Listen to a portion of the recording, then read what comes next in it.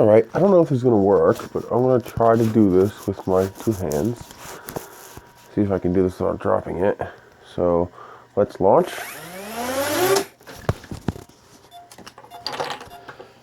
And,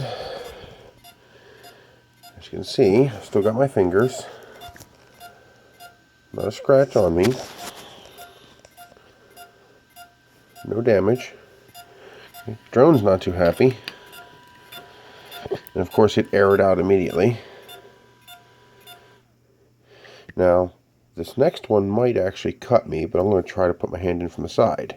It's going to be hard to do with one hand. Okay. Now we're going to try doing this. Didn't cut me.